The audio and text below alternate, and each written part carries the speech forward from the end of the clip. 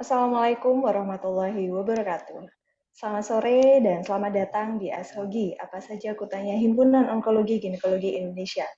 ASHOGI merupakan webinar online series yang diselenggarakan oleh HOGI dan menjadi wadah diskusi seputar permasalahan dan kasus-kasus terkait onkologi ginekologi.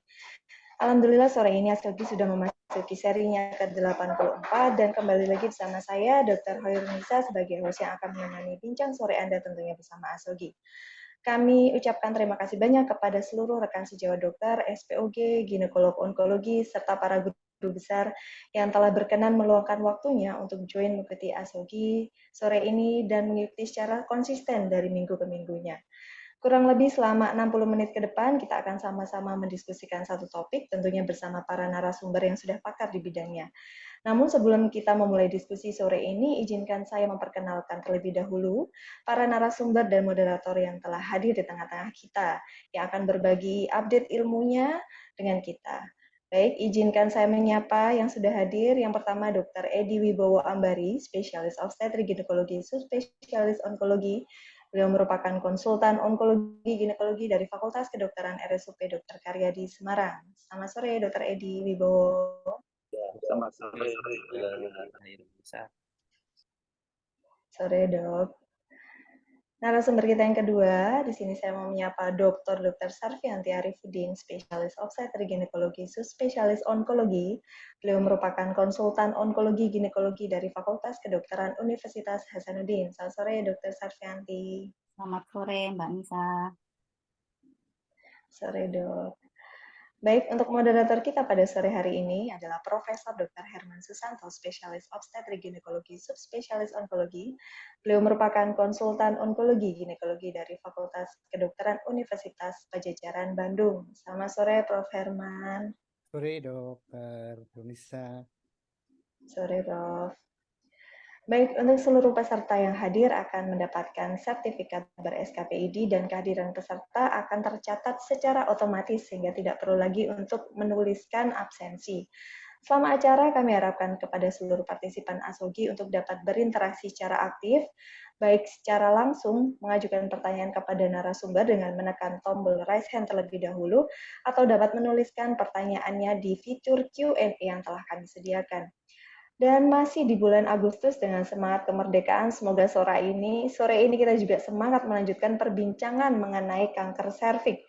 Pada sore hari ini kita akan melanjutkan perbincangan mengenai peran operasi les radikal pada kanker serviks. Namun sebelum kita beralih pada diskusi, saya akan mengundang terlebih dahulu Sekjen HOGI untuk memberikan sambutan sekaligus membuka acara ASOGI kepada Dr. Tovan Widya Utami, spesialis obstetrik ginekologi, subspesialis onkologi. Kami persilahkan. Terima kasih, Dokter Nisa. Assalamualaikum warahmatullahi wabarakatuh. Selamat sore, teman-teman semuanya. Izinkan saya menyapa dulu guru kita di sini, Prof. Herman, Dokter Edi, dan Dokter Santi ya, dari Bandung, dari Semarang, dan dari Makassar ya. Pertama-tama puji syukur kehadirat Allah Subhanahu wa taala yang tentunya atas segala nikmat dan kasih sayangnya kita masih bisa berkarya begitu ya, yang kita selalu bersemangat untuk memberikan sedekah ilmu pada setiap hari Rabu sore pukul 15.30 hingga 16.30 waktu Indonesia Barat ya. Tentunya ini atas arahan dari Ketua Umum kita Dr. Brahmana yang senantiasa betul-betul ya mengawal setiap langkah kita, dan tentunya atas arahan juga dari Prof. Andriono sebagai Ketua Dewan Penasihat HOGI dan Dr. Gatot Purwoto yang sebagai Sekjen HOGI sebelumnya begitu ya. Jadi terima kasih sekali lagi kami sampaikan kepada teman-teman sejawat yang begitu setia kepada ASOGI ini ya. Saya merasa bersyukur sekali bahwa kita senantiasa punya forum gitu ya untuk berdiskusi tentang apapun hal yang mungkin dibutuhkan oleh teman-teman sejawat di praktek sehari-hari gitu ya. Jadi untuk teman-teman sejawat yang baru bergabung, izinkan saya melaporkan juga Prof. Herman, Dr. Edi, dan Dr. Santi bahwa acara ASOGI ini memang sesungguhnya sudah dimulai sejak Desember 2021 ya. Jadi sampai saat ini sudah sampai seri ke-84 ya, Masya Allah luar biasa. Jadi memang ternyata tercatat pernah bahkan menembus sampai lebih dari 500 peserta, walaupun de facto memang tidak sampai sedemikian tingginya peserta yang join begitu ya. Saat ini sore ini tercatat untuk 352 peserta dan saat ini alhamdulillah sudah bergabung hampir 140 peserta ya. Baik, saya rasa di sini sudah ada dihadirkan pakar-pakarnya. Saya tidak akan berpanjang lebar tentang topik yang akan kita bicarakan sore hari ini. Namun izinkan saya sedikit saja dengan semangat kemerdekaan ya. Saya bermerah putih di sini, Prof. Jadi pagi hari tadi kami bersemangat di Kemendagri juga. Alhamdulillah kolaborasi 13 bidang kementerian kita sepertinya menunjukkan ya pelangi ya. Walaupun mungkin pelanginya masih berupa puzzle kecil-kecil gitu ya, tapi karena cerah gitu ya.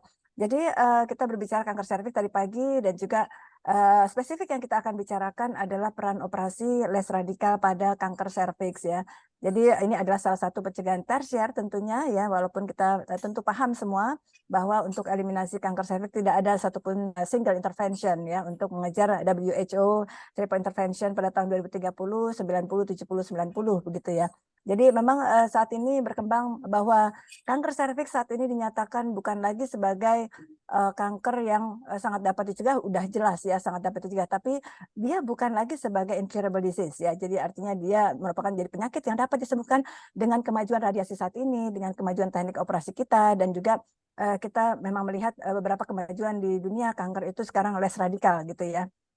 Yang mungkin kita bisa lihat tetangga kita breast cancer itu ternyata sudah banyak ditinggalkan mastektomi radikal gitu ya, karena ternyata secara prognosis ya overall survival PDS PFS ternyata memang tidak berbeda bermakna ya, jadi akhirnya bisa melakukan breast conserving surgery gitu ya, BCT breast conserving terapi atau treatment atau surgery atau BCS, dan tentu itu ternyata juga bisa kita terapkan dalam kanker serviks ya tentunya.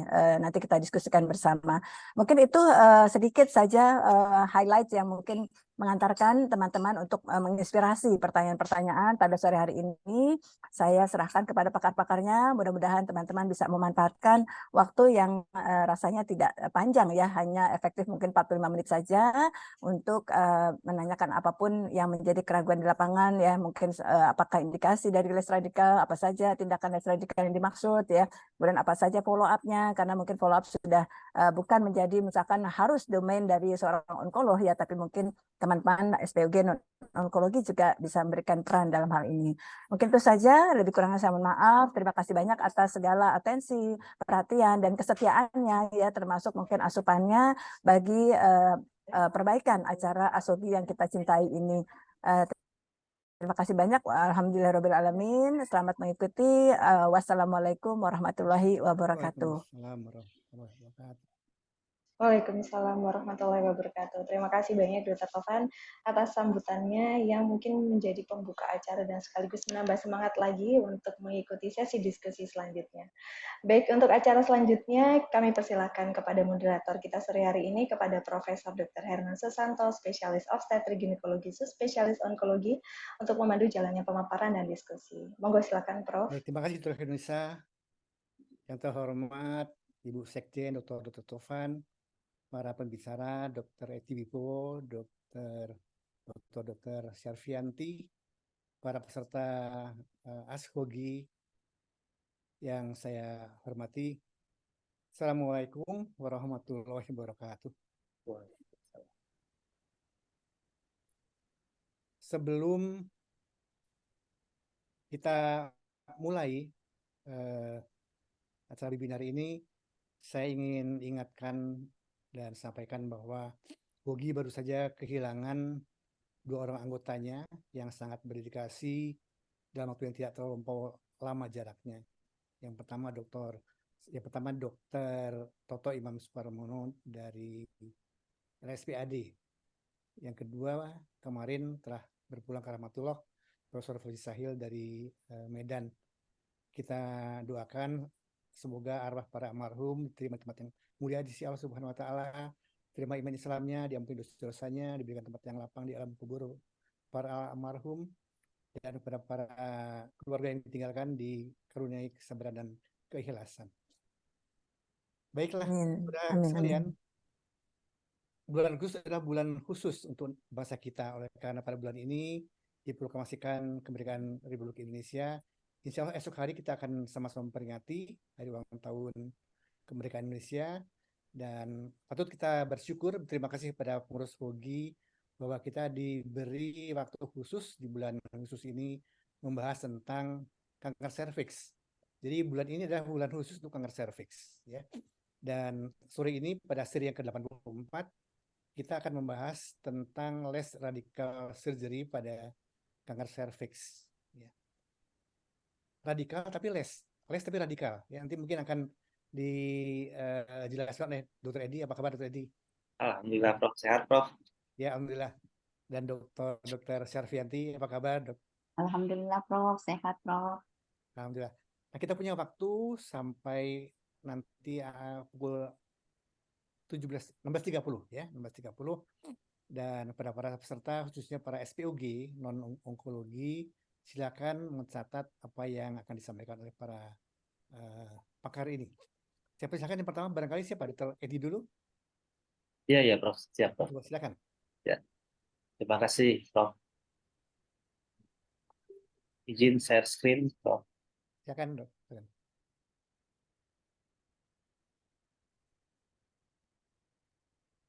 Ya.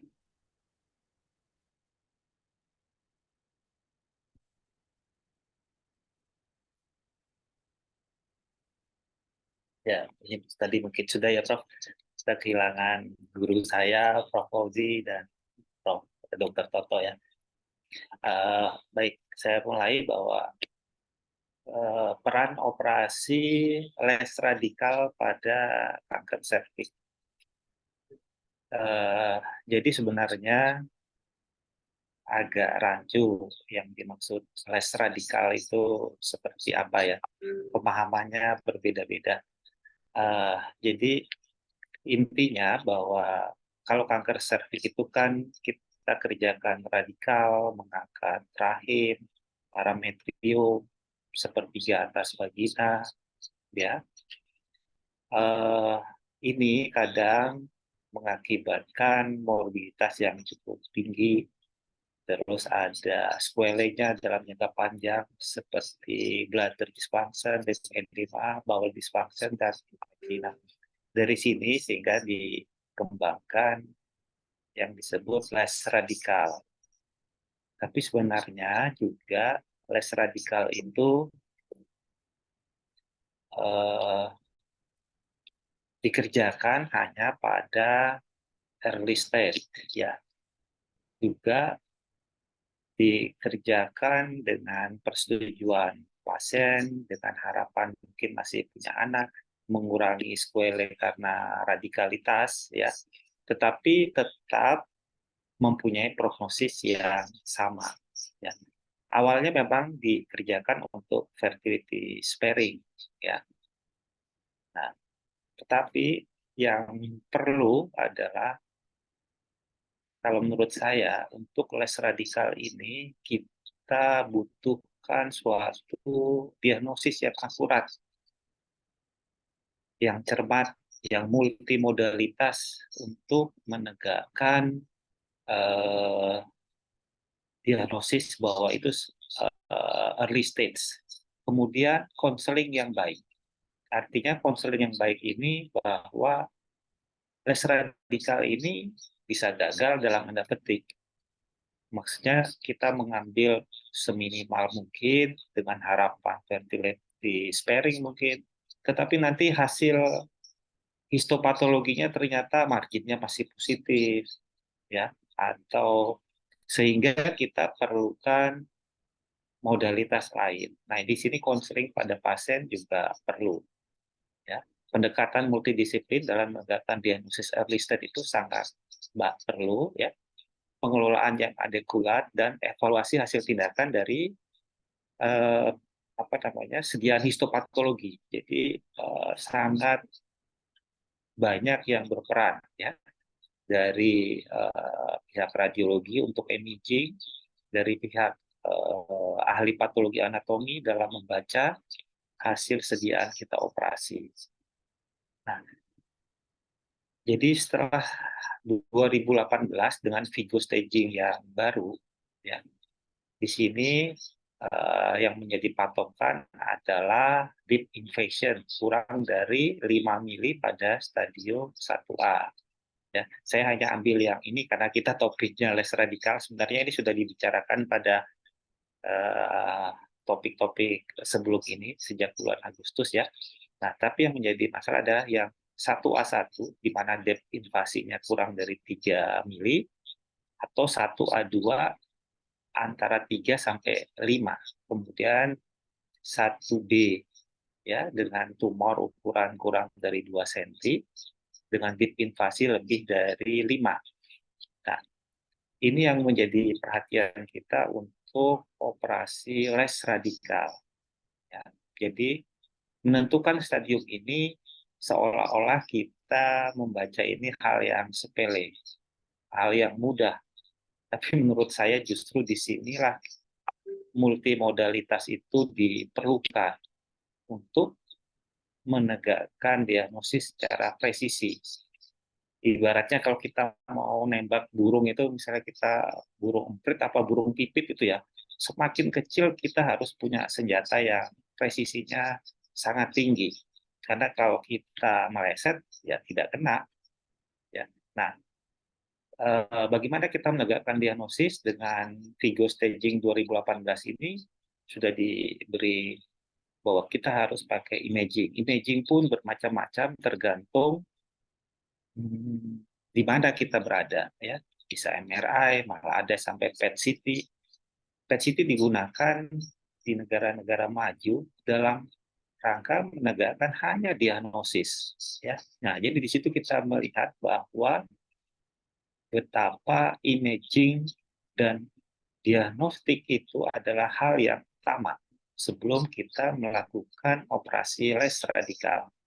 Operasi les radikalnya mungkin sih sederhana ya, tapi menegakkan diagnosisnya itu yang sulit menurut saya. Ya. Nah, ini kita lihat pada bagaimana kita menegakkan diagnosis pada 1A1. Ya. Jadi diagnosis 1A1 itu dengan kedalaman kurang dari 2 mili ya, kita lihat itu kita dapat dari konisasi. Lihat, konisasinya, hasil konisasinya pun harus dibaca oleh ahli patologis. Apa yang dilihat? Kedalaman invasi, margin status, ya, ada LVSI apa tidak. Ya, sekali lagi ini diagnosis. Ya. Nah, konisasinya pun dianjurkan yang cold. Ya.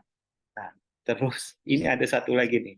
Kayak guru saya bilang, maaf dokter, misalnya ini saya sebut-sebut, kalau lip atau apa itu ya jangan kritilan. Almarhum dokter Sigit juga pernah mengingatkan saya, kalau lip ya kalau bisa satu spesimen, jangan unfragmented, sulit.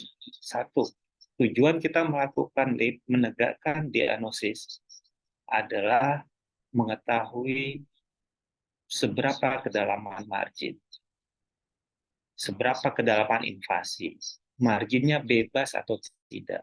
Kalau fragmented, menurut saya sih kita gagal dari tujuan.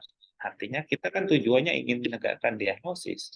Kalau fragmented lah, bagaimana ahli patologi anatominya bisa melihat free margin, kedalaman invasi, sedangkan beliau mendapatkan barang yang apa ya, kalau orang Jawa bilang tritilan gitu. Ya. Nah, jadi di sini kita lihat betapa sulit kita menegakkan diagnosis yang 1A1. Artinya, kembali lagi dulu juga almarhum guru saya Dr. Sigit, kembali lagi diagnosis, diagnosis, diagnosis. Ya.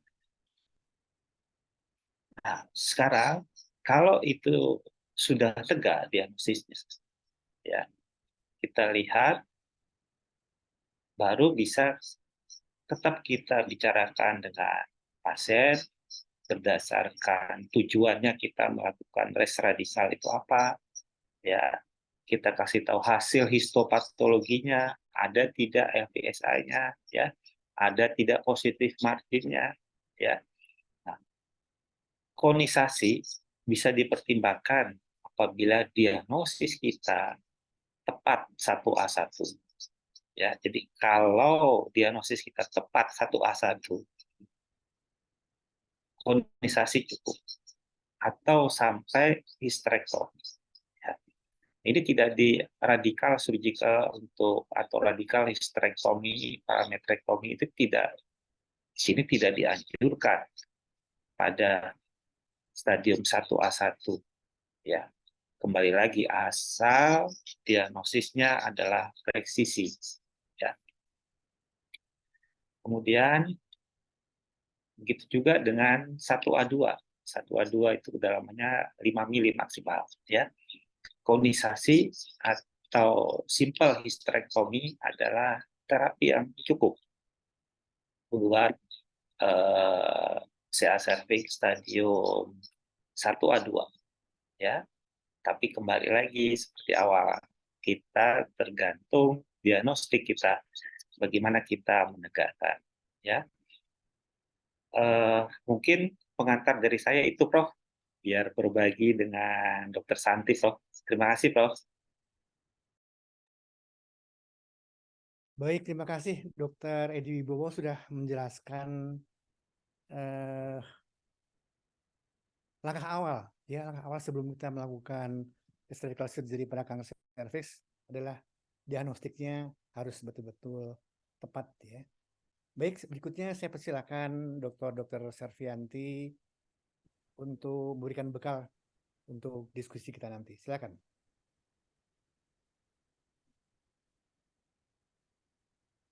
Terima kasih, Prof. Yang saya hormati, Prof. Herman, Dr. Tovan, Dr. Edi Wibowo, Dr. Hoirun Nisa, juga teman-teman sejawat sekalian. Assalamualaikum warahmatullahi wabarakatuh. Waalaikumsalam warahmatullahi wabarakatuh. Selamat sore, salam sejahtera buat kita semua. Tadi telah dijelaskan oleh Dr. Edi mengenai operasi les radikal pada kanker serviks. Sedikit yang saya tambahkan, tadi sudah disampaikan juga mengenai stadium. Pentingnya kita mengetahui stadium dari kanker serviks karena berdasarkan stadium itu menentukan apa penanganannya.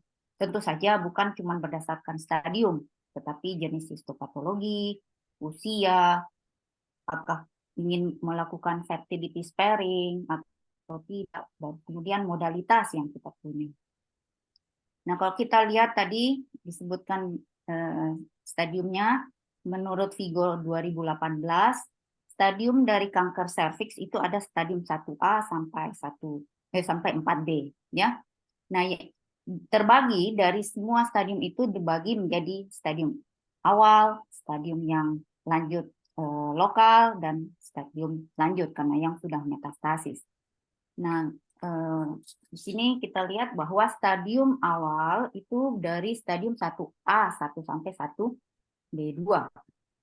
Kemudian dari 1B3 hingga stadium 4A itu dianggap locally advanced, kemudian stadium 4B itu advanced. Nah, dari stadium ini terbagi lagi, kita bisa bagi yang mana yang operable, mana yang inoperable.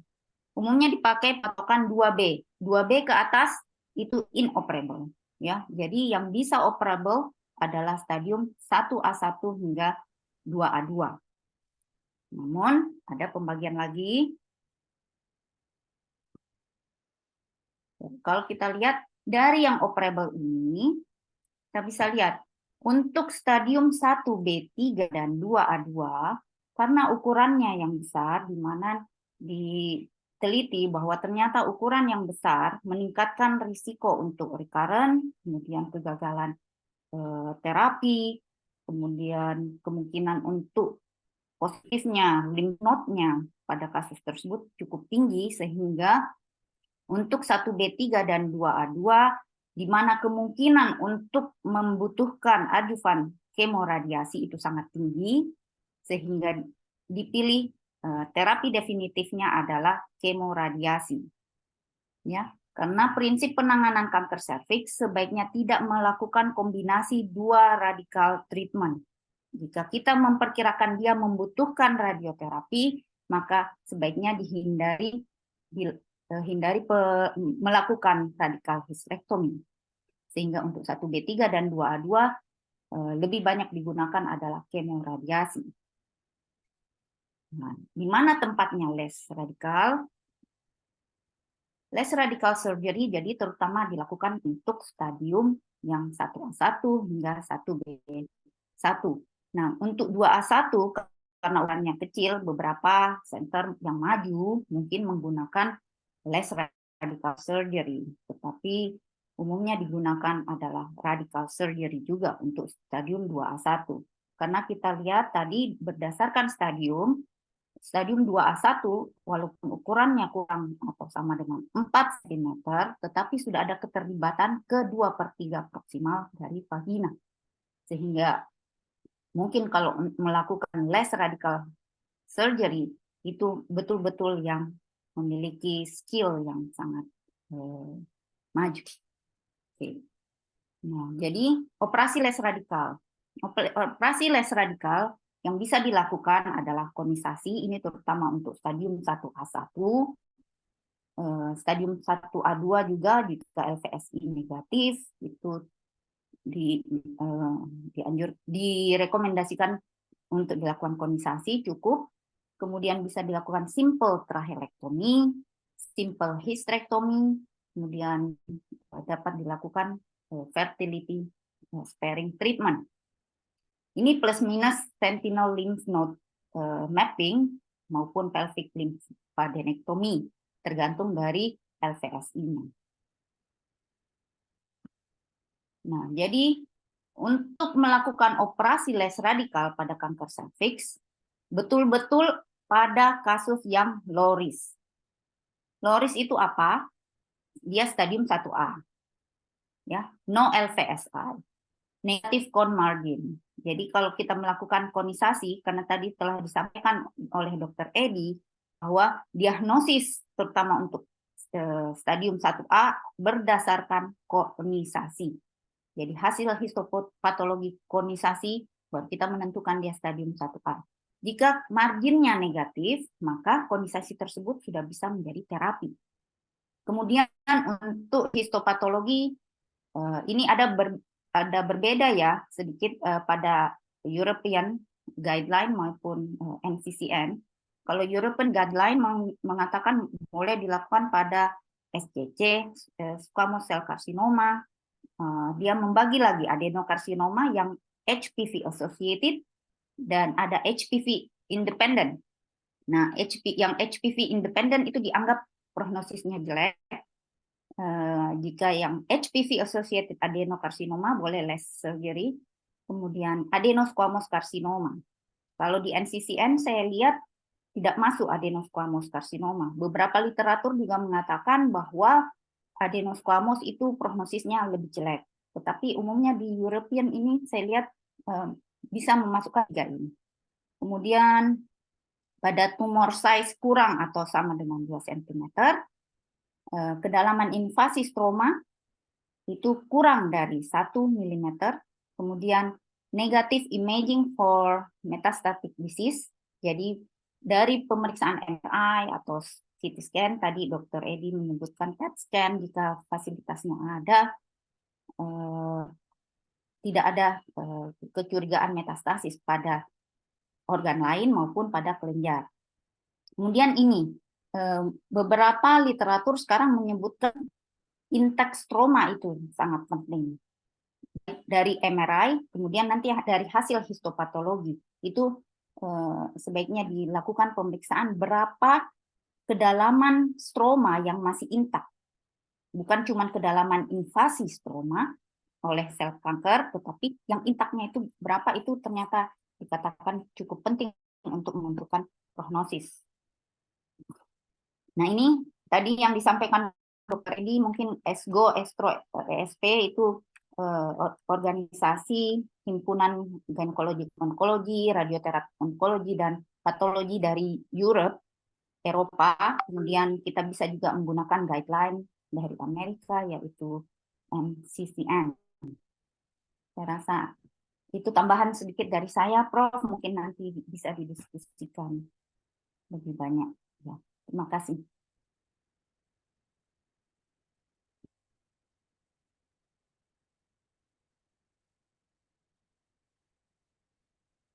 Masih mood, Prof? Prof masih mute, Prof. Ya, saya ingin bertanya pada Dokter Edi dan Dokter Sarvianti, Dokter Santi.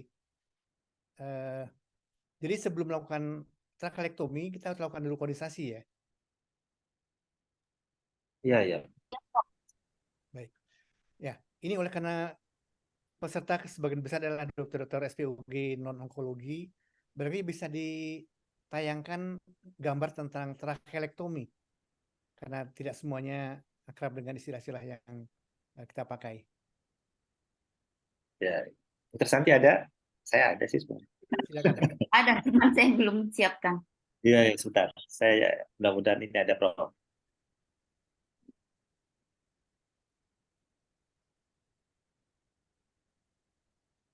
Oh, bentar, Prof.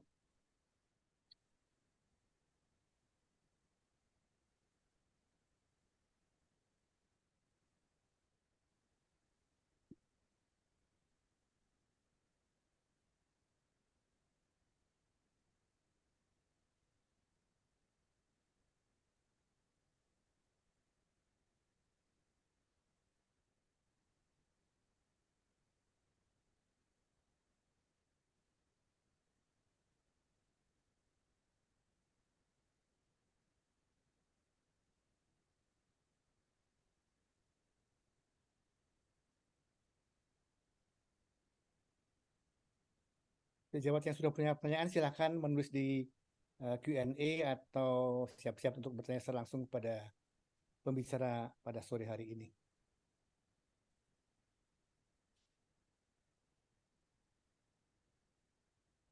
Ya, mungkin ini, Prof. Baik, terima kasih. Terima kasih.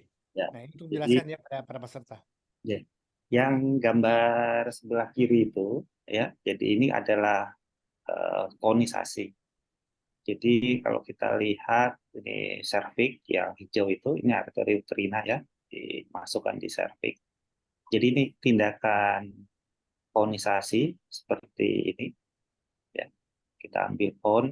Nah, nanti makanya tidak boleh putus, tidak boleh fragmented karena ahli patologi. Dan nanti setelah kita konisasi pun itu di marker, ya, di marker mana yang jam 12, mana yang jam 6, supaya ahli patologi bisa menunjukkan kepada kita misalnya yang tidak free margin, misalnya jam 10, jam 11, ya. Nah, sehingga kalau niat kita betul ingin fertility sparing karena ibu belum punya anak, masih bisa kita perluas tindakannya untuk kita mendapatkan yang free margin. Jadi ini kalau yang konisasi. Sedang kalau yang simple trachelectomy ini, jadi kita angkat sampai dengan cervix, tapi tidak sampai yang bagian atas ya. Nah, ini bedanya. Ya, ini pun simple karena kita tidak mengangkat apa namanya parametriumnya. Jadi ini perbedaan antara konisasi dan simple trachelectomy. Mungkin itu, Prof. Atau Dokter Santi mungkin menambahkan. Sama. Ya, ya. Baik, terima kasih. Makin jelas. Silakan pada para peserta yang ingin bertanya, langsung tujukan kepada siapa.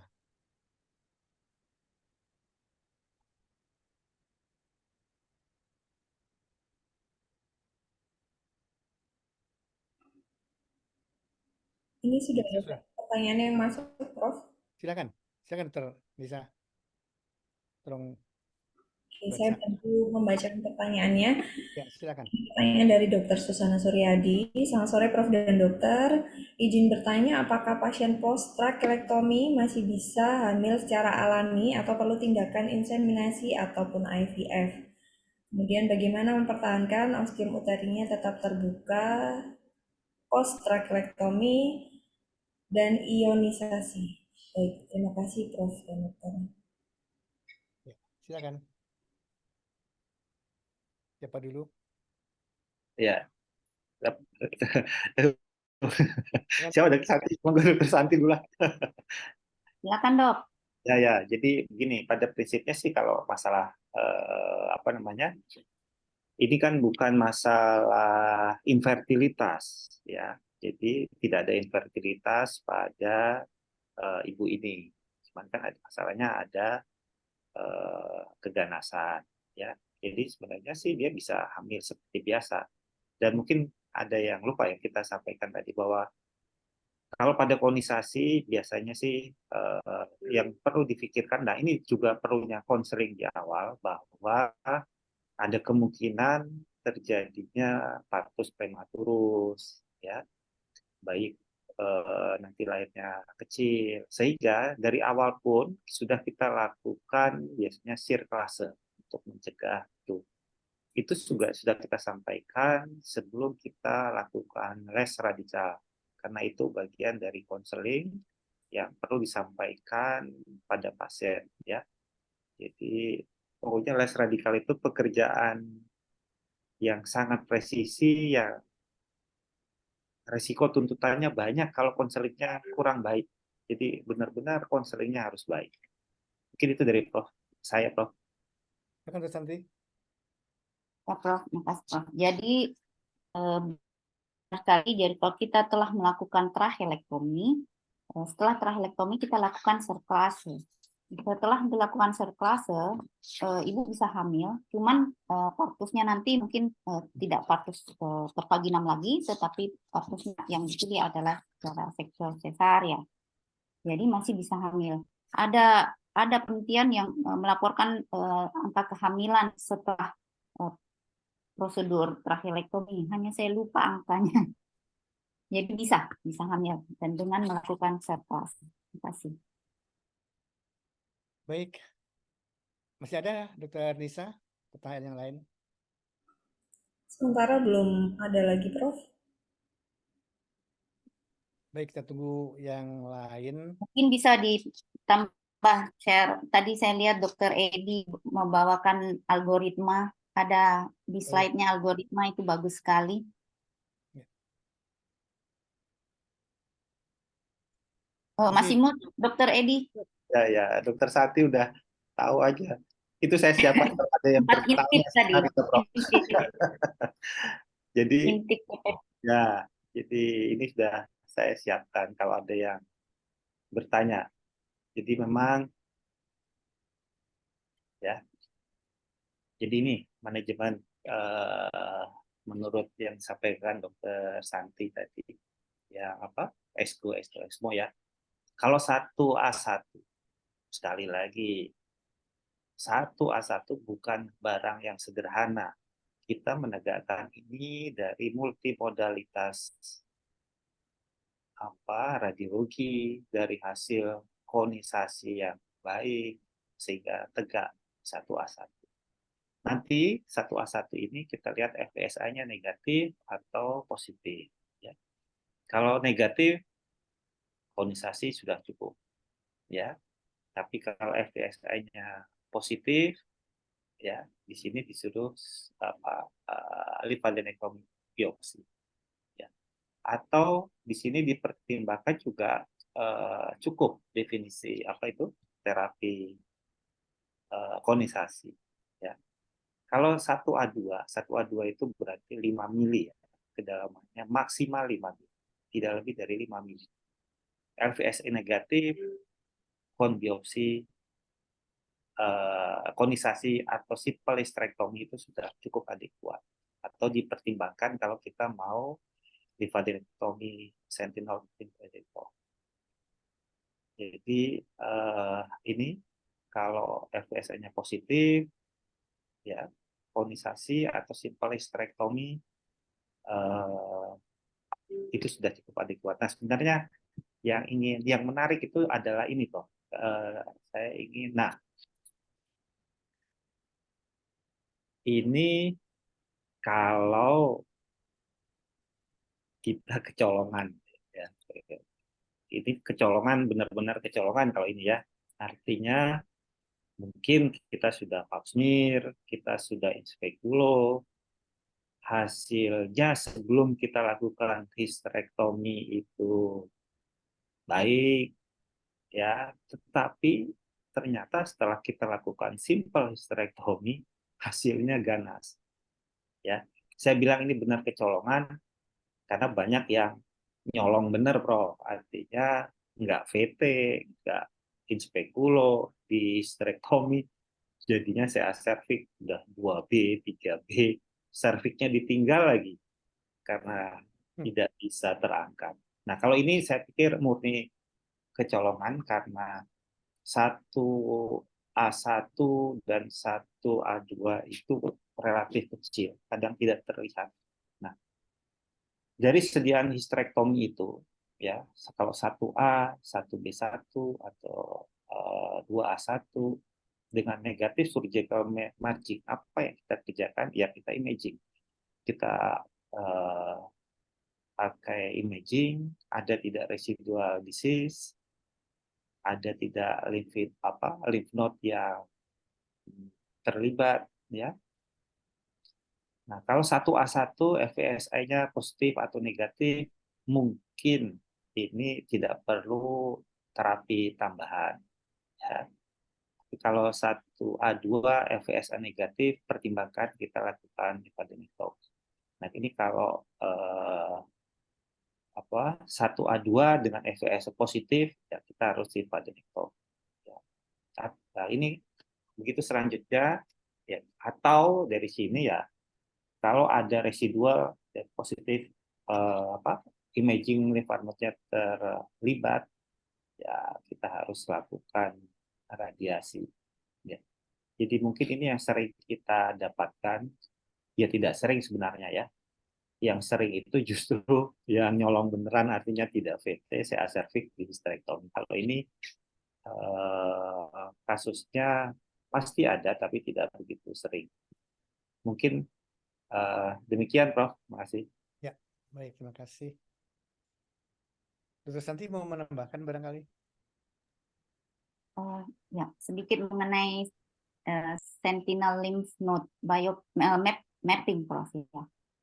Kita belum familiar melakukan dan tidak punya fasilitas di beberapa tempat, mayoritas tidak punya fasilitas untuk Ya, sentinel lymph node mapping. Nah, itu betul. terutama dianjurkan ada kasus-kasus dengan LV. Sentinel lymph node mapping ini yang dikembangkan sekarang ini ada menggunakan indocyanin green, jadi green warnanya. Sedangkan dulu digunakan tenesium 99 ya, suatu radio,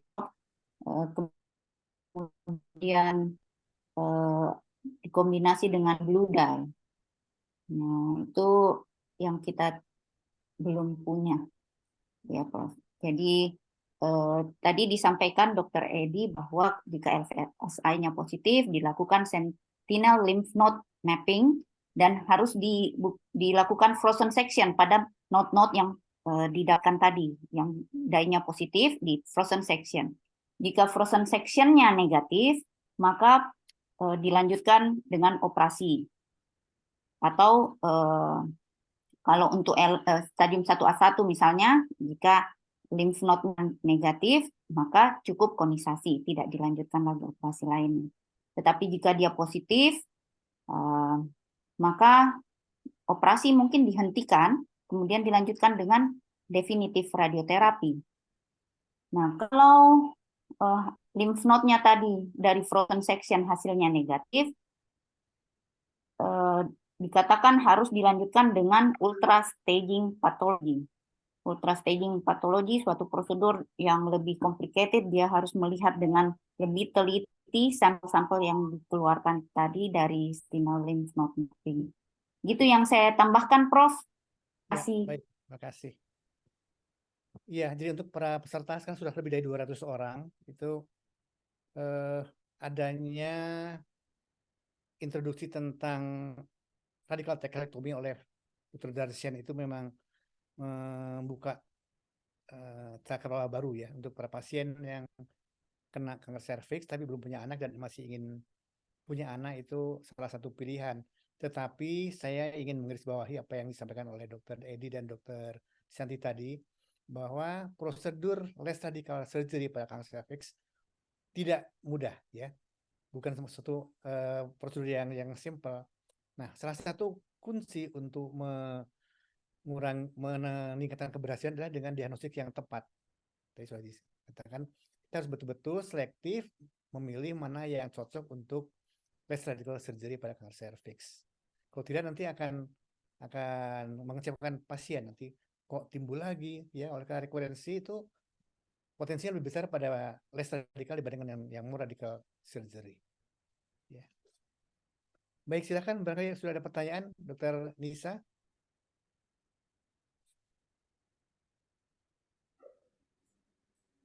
Belum ada, Prof. Ini tampaknya Mungkin Ada. perlu topiknya berat, Prof. Ya, betul. Jadi Ya. ngeri-ngeri sedap. Mungkin bisa didiskusikan mengenai risk untuk recurrent sama risk untuk kematian ya. Tadi yang saya sebutkan untuk less radical itu adalah yang low risk. Hanya boleh dilakukan pada yang low risk. Kemudian ada juga intermediate risk dan high risk. Kalau high risk sudah jelas keterlibatan lymph node, keterlibatan parametrium maupun margin yang positif itu sudah jelas high risk. Sedangkan intermediate risk ada yang disebut SAD list kriteria, itu dia menggunakan 3 parameter. Yang pertama LVSI, nanti mungkin bisa dicari di NCCN, saya rasa itu ada LVSI-nya, kemudian kedalaman infoma dan juga besar tubuh. Nah, jika termasuk dalam intermediate risk, jadi kemungkinan untuk recurrence-nya cukup tinggi. Nah, pada kasus-kasus tersebut dianjurkan untuk melakukan adjuvant treatment. Terima kasih, Prof. Mungkin Dr. Edi. Ya, nggak ada mungkin ya. Jadi memang Iya. sentinel node yang sampling itu juga kita belum punya ya. Saya dulu belajar sama Prof. Herman, tapi pada saya Prof. Dulu di Hasan Sadikin kayaknya pernah ada yang saya ingat waktu saya residen atau apa itu, apa training awal. Dulu pernah ada dari yang pakai apa tesis 99 sepertinya ya dulu Prof ya. Iya, kita beruntung punya nuklir medicine di Hasan Sadikin itu. Ya. Jadi dulu sebelum ada Bogi itu kan beberapa dokter datang ke Hasan Sadikin untuk ikut operasi. Ya. Tadi sudah disinggung, ini mungkin topiknya agak berat buat SPG umum ya. Tadi sudah disinggung tentang adenokarsinoma, Dr. Edi, Dr. Santi. Gimana tuh tentang adenokarsinoma? Apakah memang lebih buruk prognosisnya dibandingkan small cell karsinoma, atau kita perlu lebih berhati-hati pada adenokarsinoma? Silakan. Ya, silakan Dr. Santi. Kalau yang saya baca, Prof, kalau yang HPV associated itu prognosisnya masih baik, bisa dilakukan terapi yang sama, manajemennya sama dengan yang SCC maupun yang adenosquamous. Tetapi yang HPV independent didapatkan sekitar 10%, katanya itu ada yang jenis adenokarsinoma tidak berhubungan dengan HPV. Nah, untuk kasus-kasus seperti ini, untuk fertility pairing itu sudah tidak dianjurkan, kemudian tindakannya yang dipilih adalah lebih radikal. Itu yang saya baca, Prof. Kemudian yang jenis tumor yang langka seperti neuroendocrine carcinoma of the cervix, NECC, itu jelas memberikan prognosis yang jelek sehingga terapinya harus radikal. Terima kasih, Prof. Ya, jadi sepertinya kalau itu associated dengan HPV masih boleh, Prof. Cuma masalahnya kalau yang adenokarsinoma Dan yang tipe-tipe lain itu biasanya kan non-associated, jadi katanya untuk kita lakukan les radikal tidak dianjurkan. Demikian sih, Prof. Ya, ya ini khususnya untuk para peserta yang non-onkologi ya. Jadi memang secara umum kita harus lebih berhati-hati kalau berhadapan dengan diagnosa PA adenokarsinoma ketimbang pada squamous sel karsinoma. Secara umum mungkin prognosisnya tidak begitu bagus dibandingkan dengan squamous sel karsinoma. Juga berhati-hati ketika kita melakukan pemeriksaan in speculo pada adenokarsinoma itu kan boleh jadi yang tampak keluar tuh hanya sedikit. Wah, kita sudah senang, sudah optimis nih, mudah operasinya nanti bagus hasilnya. Ternyata tidak selalu begitu. Jadi dia tipenya yang mungkin yang endofitik ya, jadi ke atas dan ketika kita operasi baru ketahuan bahwa ternyata tidak sedikit itu lesinya tuh, lebih luas dibandingkan yang kita lihat pada pemeriksaan dengan spekulum. Ya, berhati-hati pada diagnosa PA adenokarsinoma. Ya, mungkin ini Prof, kadang buat SPOG mungkin mengingatkan bahwa clinical staging untuk apa itu CA begitu, jangan lupa rectal tuse. Jadi untuk peraba parametrium itu ya kita dapatkan dari rectal tuse, bukan dari vaginal tuse kadang ya. Jadi apalagi untuk kasus-kasus yang adenokarsinoma yang Prof bilang endofitik ya, kita kadang sulit meraba dari vagina. Tapi kalau kita lakukan rectal tuse itu teraba. Bagaimana dia penyebaran ke parametrium anterior, posterior, lateral itu sangat jelas. Jadi jangan lupa kalau mau staging dengan rectal tuse. Mungkin itu, Prof. Terus nanti tambahan?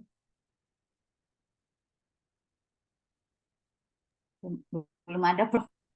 Dulu malah guru saya Dr. James Tau itu ya dia kan beliau kan galak ya, jadi itu SPOG itu jangan lupa bahwa ada spekulum. Ya kadang-kadang diagnosanya hanya OSG, nggak mau periksa dalam, ya luput lah. Nanti akhirnya seperti yang dilakukan oleh Dr. Edi tadi, udah dioperasi baru ketahuan bahwa dia cervix invasif. Ya, baik silakan. Barangkali sudah ada Dr. Nisa, ada tambahan pertanyaan? Belum. Coba saya cek, sepertinya belum ada yang masuk lagi. Ya. Mungkin Dr. Nisa mau tanya, Prof. Atau mungkin bisa didiskusikan, boleh Prof. Apakah ya, untuk stadium 1A1 itu misalnya konisasi atau simple hysterectomy boleh nggak ya? Itu kompetensi untuk SPOG umum, boleh nggak ya? menurut saya sih boleh ya. Dokter Tovan gimana, Dokter Tovan? Iya, iya. Terima kasih, Prof. Menarik sekali ya, Prof. Walaupun kelihatannya, ya saya setuju ya. Kelihatannya teman-teman di sini SPOG non-onkologi ragu-ragu mau bertanya, takut salah mungkin ya. Saya takut, Ya, bukan ujian kok. iya, betul. Di sini kan sersan ya, Prof. Serius tapi santai gitu kan. Jadi justru Ya. di sini brainstorming gitu. Apa sih yang terjadi kendala di lapangan.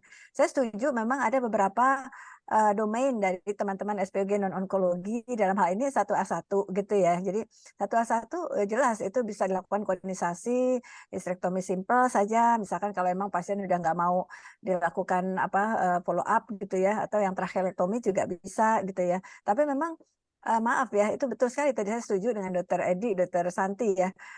Kelihatannya gampang kondisasinya, tapi diagnosisnya nih gitu ya. Benar nggak sih kita masuk 1A1 gitu ya? Karena memang banyak di lapangan, Prof. Jangankan yang sudah invasif ya, Prof. Yang precancer aja mereka khawatir ya. Teman-teman di lapangan tuh khawatir takutnya under treatment ya. Karena kalau saya under treatment jadi berantakan seterusnya. Betul ya. Itu sangat kami apresiasi, hargai bahwa memang penanganan pertama itu menentukan prognosis pasien gitu. Tapi setuju, Prof. 1A1 kalau memang sudah tegak itu pasti mikroskopis gitu ya. Itu memang domain dari teman-teman semua. Mungkin gini ya.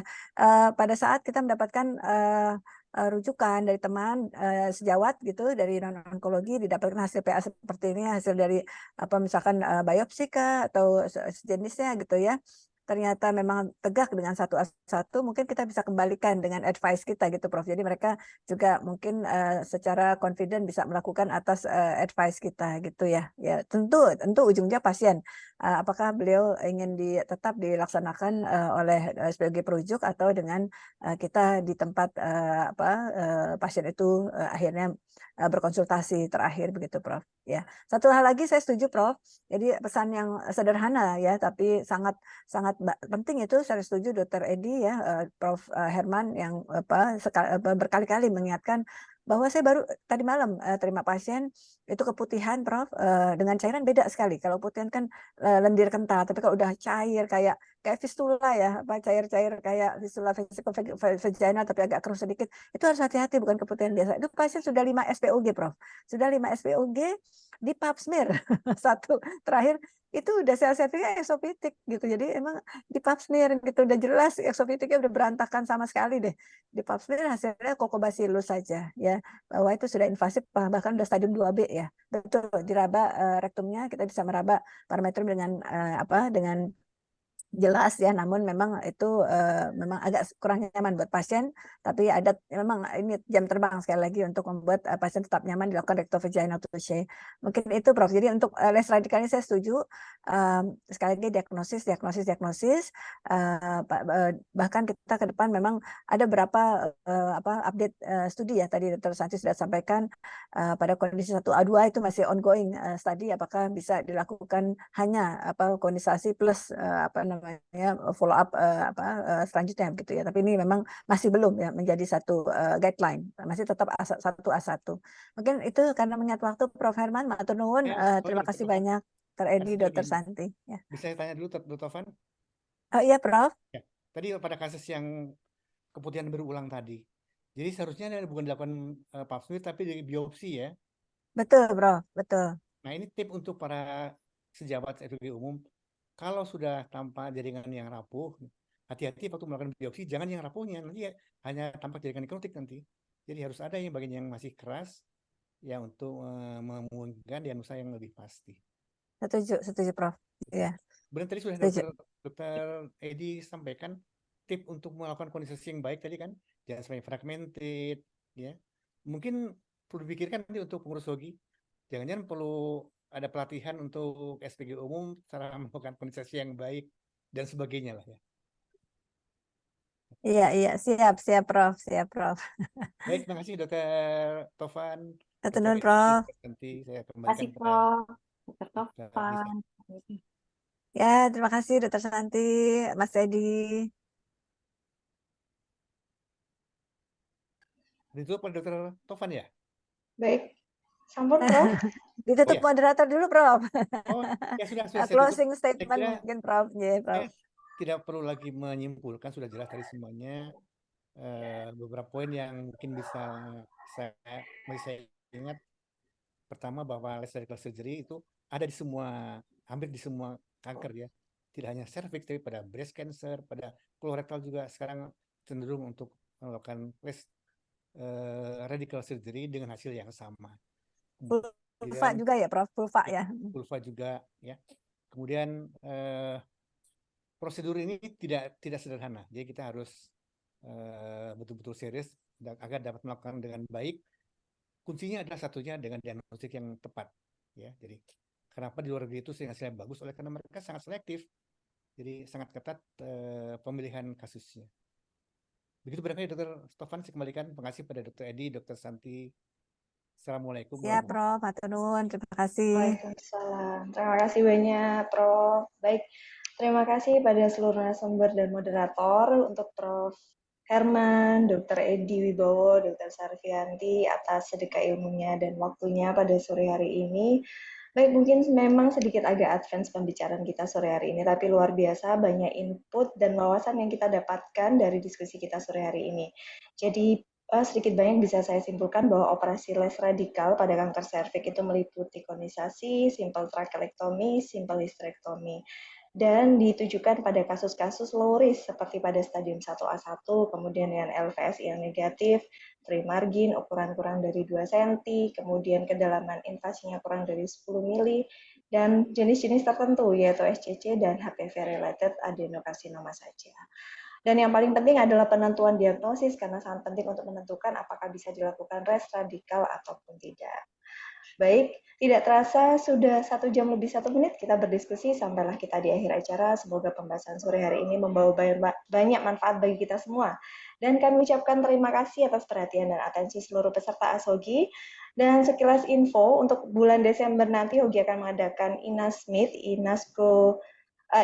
INASGO Scientific Meeting yang kedua di Surabaya di Hotel Westin tanggal 9 sampai 12 Desember 2023. Dan kita akan membuka simposium serta workshop, di mana workshopnya ada manajemen lesi prakanker dan workshop surgery. Dan early bird registration sudah dibuka mulai sekarang sampai tanggal 30 September, dan kami juga membuka kesempatan untuk free paper dan video competition. Kemudian untuk info dan pendaftaran bisa diakses di website INASMIT, www.inasmit.com. Berikut saya lampirkan flyernya. Jadi simpo dan video sessionnya tanggal 9 sampai tanggal 10, kemudian kita ada workshop di tanggal 11 dan tanggal 12 Desember.